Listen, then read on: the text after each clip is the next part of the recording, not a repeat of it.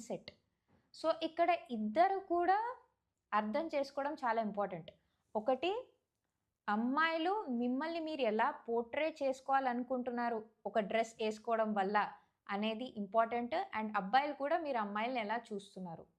So, ఇక్కడేంటంటే మిమ్మల్ని మీరు మంచిగా చాలా ట్రెడిషనల్‌గా పోర్ట్రే చేసుకున్నా కామెంట్స్ చేసే అబ్బాయిలు ఉండనే ఉంటారు. అంటే మీరు ఎంత బాగా రెడీ అయినా కల్చర్డ్‌గున్నా కామెంట్స్ చేస్తారు.